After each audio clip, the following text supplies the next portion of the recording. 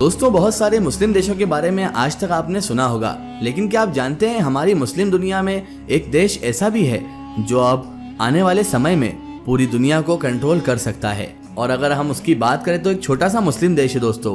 और दोस्तों, इस छोटे से मुस्लिम देश का नाम है मोरक्को। जी हाँ दोस्तों, मोरक्को का नाम आपने कई जगह पर सुना होगा, लेकिन क्या आप जानते हैं कि ये भी एक मुस्लिम कंट्री है। और उसके अलावा इसके मुताबिक बहुत सारे रिसर्च करने वाले ये बता रहे हैं कि आने वाले समय में ये एक छोटा सा मुस्लिम देश पूरी दुनिया को कंट्रोल कर सकता है। कैसे होगा ये सब और क्यों लोग ऐसा कह रहे हैं, ये जानते हैं हम इस वीडियो में। और क्या ये सच में हकीकत है, ये भी आपको मालूम पड़ेगा इस वीडियो में। तो मेरी आपसे मौदबाना गुजारिश है कि इस वीडियो को आखिर तक जरूर देखिएगा। दोस्तों, मोरक्को देश जो कि हमारे वर्ल्ड के मैप में बहुत छोटा देश दिखाई देता है, इस देश को मराकेश भी कहते हैं। मराकेश, मोरक्को दोनों नाम से ही ये देश जाना जाता है। वैसे तो दोस्तों, इस देश की चर्चा बहुत ज्यादा कम ही होती है और पॉलिटिक्स में भी इस देश का रोल आपको बहुत कम ही नजर आता होगा। और दोस्तों, अगर आप हिस्ट्री पढ़ते हैं तो आखिरी बार आपको याद होगा कि इस देश का नाम उसी वक्त चर्चा में आया था, इस देश के बारे में सबसे ज्यादा उसी वक्त सुना गया था कि जब कतर में होने वाले फीफा वर्ल्ड कप में मोरक्को की फुटबॉल टीम ने अपने मैच से पूरी दुनिया को हैरान कर दिया था। मगर दोस्तों, आपको जानकर हैरानी होगी कि छोटा सा देश मोरक्को, जो कि ना तादाद में ज्यादा बड़ा है और ना ही ये ज्यादा ताकतवर है, मगर इन सब के बावजूद भी ये बहुत जल्द पूरी दुनिया को रूल करने जा रहा है। यानी कि बहुत जल्द ही ये देश पूरी दुनिया पर राज करने जा रहा है।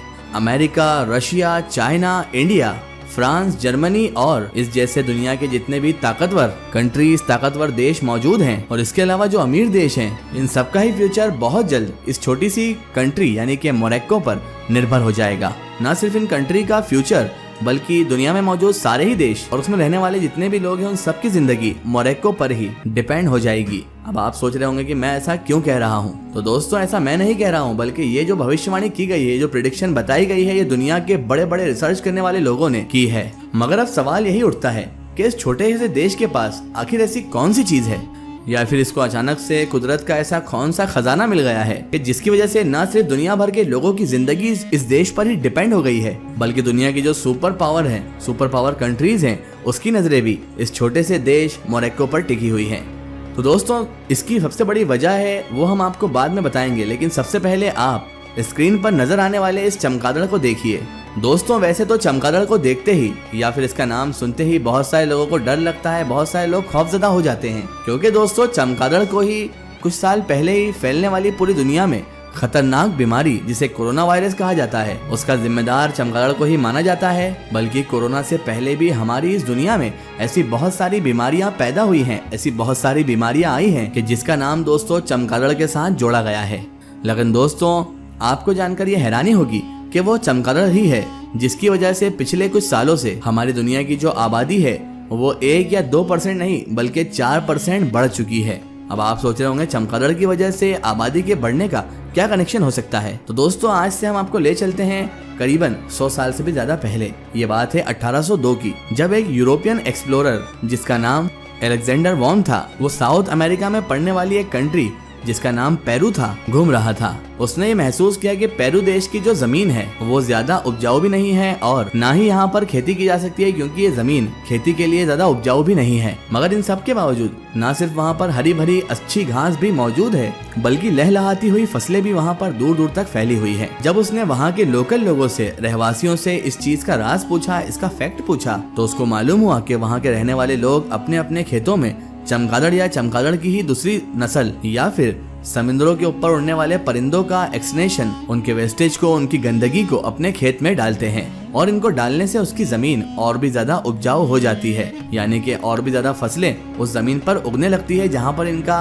गंदगी डाल दिया जाता है। फिर होना क्या था दोस्तों, फिर जो वो एक्सप्लोरर था वो ये राज अपने साथ अपनी ही कंट्री, अपने एरिया यानी कि यूरोप में लेकर आ गया। और यूरोपियन जो कंट्रीज थी उन्होंने इसी टेक्निक से अपनी एग्रीकल्चर फील्ड में आगे बढ़ना शुरू कर दिया। बहुत जल्दी इस टेक्निक की मदद से उन्होंने अपनी जमीन को बहुत ज्यादा उपजाऊ बना लिया। फिर ज्यादा से ज्यादा अनाज, ज्यादा से ज्यादा फसलें उनके एरिया में भी पैदा होने लग गई। अगले कुछ वक्त तक तो चमगादड़ और इस तरह के परिंदों के एक्सक्रीशन यानी कि उनके जिस्म से निकलने वाली गंदगी को खाद के तौर पर इस्तेमाल किया जाता रहा। लेकिन फिर 1913 के आते आते एक बहुत बड़े वैज्ञानिक ने इसी खाद को आर्टिफिशियली बनाने का तरीका भी खोज डाला था और फिर इसी फर्टिलाइजर की मदद से हमारी दुनिया के इंसानों की आबादी में भी एक बड़ा बूस्टअप देखने को मिला और सिर्फ 1912 से लेकर सन 2012 तक यानी कि 100 साल के अंदर ही हमारी दुनिया की आबादी 1.5 अरब से लेकर 7 अरब तक पहुंच गई। मगर दोस्तों उसके बाद भी सब कुछ ठीक ठाक ही चल रहा था। लेकिन फिर सन 2010 से अचानक से वैज्ञानिकों ने एक ऐसी चीज का पता लगा लिया जिसने दोस्तों दुनिया के होश उड़ा दिए। दरअसल दोस्तों साइंटिस्टों को ये पता चला कि हम जिस खाद का इस्तेमाल अपने खेतों में कर रहे हैं और जिसको 1913 से लगातार आर्टिफिशियली तरीके से तैयार भी करते आ रहे हैं, तो इसको बनाने में दोस्तों जिन 2 चीजों का बहुत बड़ा योगदान होता है यानी कि पोटेशियम और फॉस्फेट, ये दोनों ही चीजें बड़ी तेजी के साथ हमारी दुनिया से खत्म होती जा रही हैं। पोटेशियम तो शायद अगले 100 साल भी हमारी दुनिया में बाकी रहेंगी,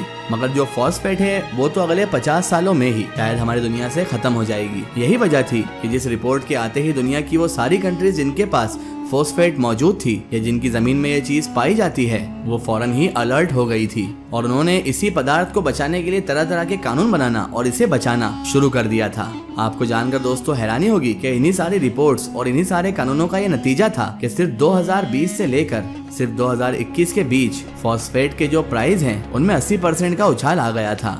सितंबर सन 2021 में तो चाइना जैसे देश ने भी अपने देश में जितना भी फॉस्फेट मौजूद है उसको बाहर एक्सपोर्ट करने पर बैन लगा दिया है, क्योंकि चाइना को ये साफ तौर पर डर है कि कहीं ऐसा ना हो कि फॉस्फेट खत्म हो जाए और फिर खाद बन ही ना पाए, जिसकी वजह से उसके आने वाले दिनों में उसके खुद के लोगों के लिए ही फूड यानी कि अनाज की शॉर्टेज हो जाए और लोग भुखमरी के कारण मरने लगे। मगर दोस्तों अब यहाँ पर गौर करने वाली बात यह है कि चाइना एक ऐसी कंट्री है कि जिसके पास दुनिया के दूसरे सबसे ज्यादा फॉस्फेट रिसोर्सेज मौजूद हैं। मगर इन सब के बावजूद भी अगर आप डेटा पर नजर डालोगे तो आपको ये पता चलेगा कि दुनिया में जितना भी फॉस्फेट है उसका सिर्फ 5% ही चाइना के पास मौजूद है। इसके अलावा अब इस लिस्ट में अगर तीसरे नंबर वाली कंट्री की बात की जाए यानी कि सीरिया की, तो सीरिया के पास भी जो तो पूरी दुनिया में फॉस्फेट है उसका सिर्फ और सिर्फ 3% ही मौजूद है। इसके अलावा दोस्तों अगर आगे की और कंट्रीज पर भी आप नजर डालेंगे तो आपको पता चलेगा कि सबके पास 1, 1.5 या 2% ही पूरी दुनिया का फॉस्फेट रिजर्व मौजूद है। और दोस्तों इसी बात से रिजल्ट निकला कि दुनिया में सिर्फ एक ही ऐसी कंट्री है कि जिसके पास पूरी दुनिया में जितना भी फॉस्फेट है रिजर्व है उसका 70% फॉस्फेट रिजर्व उस अकेली कंट्री के पास मौजूद है और वो कंट्री दोस्तों कोई और नहीं बल्कि मोरक्को है। तो अब आसान भाषाओं में दोस्तों आप ये समझ लीजिए कि हमारे खेतों में इस्तेमाल होने वाली जो खाद है जिसके बगैर हम लोग अनाज नहीं उगा पाते हैं, उस खाद को भी अब हम लोग आने वाले दिनों में मोरक्को के बिना नहीं बना पाएंगे, क्योंकि मोरक्को के पास उस खाद को बनाने के लिए जो फॉस्फेट चाहिए होता है वो 70% से भी ज्यादा मौजूद है। यानी कि मोरक्को के पास कुदरत का एक ऐसा खजाना मौजूद है कि जिसकी वजह से दुनिया में रहने वाले लगभग सभी इंसानों का जो फ्यूचर है और उनकी जो जिंदगी है अब मोरक्को के ऊपर बहुत जल्द डिपेंड होने वाली है। किस देश के लोग अपने खेत में फर्टिलाइजर यानी खाद का इस्तेमाल कर सकेंगे और किस देश के लोग इसका इस्तेमाल नहीं कर सकेंगे, ये सब कुछ दोस्तों आने वाले जो दिन हैं उनमें मोरक्को से ही कंट्रोल किया जाएगा। इसीलिए हमने ये कहा कि एक छोटा सा मुस्लिम देश पूरी दुनिया को कंट्रोल करने वाला है और वो कोई और देश नहीं मोरक्को है, वो भी फर्टिलाइजर की वजह से। और दोस्तों हमको ये नहीं भूलना चाहिए कि हमारी दुनिया में सबसे ज्यादा लड़ाई हुई है, लड़ाई जंगें हुई हैं, वो सबसे ज्यादा खाने के पीछे ही हुई हैं। जब जब किसी देश के हाथ कोई कीमती खजाना लग जाता है या फिर उसकी जमीन कुदरती तौर पर सोना चांदी हीरे जैसे मोती उगलना शुरू कर देती है तो ऑटोमेटिकली वो देश वॉर में यानी जंग में भी फंस जाता है। तो अब देखना यह है कि मोरक्को के साथ फ्यूचर में क्या होता है। आपकी इस बारे में क्या राय है हमें कमेंट सेक्शन में जरूर बताएं। फिलहाल आज की हमारी वीडियो में बस इतना ही। अगर ये वीडियो आपको पसंद आई है तो इसे ज़्यादा से ज़्यादा शेयर कीजिए और इसे अपने फ्रेंड सर्कल, अपने रिश्तेदारों में ज़रूर पहुंचाएं। इसी तरह की इन्फॉर्मेटिव और हिस्टोरिकल वीडियो के लिए हमारे चैनल को सब्सक्राइब कीजिए और पास में दिए गए घंटी के आइकन को जरूर दबाएं ताकि हमारे आने वाली हर नई वीडियो की नोटिफिकेशन आप तक पहुँचती रहे।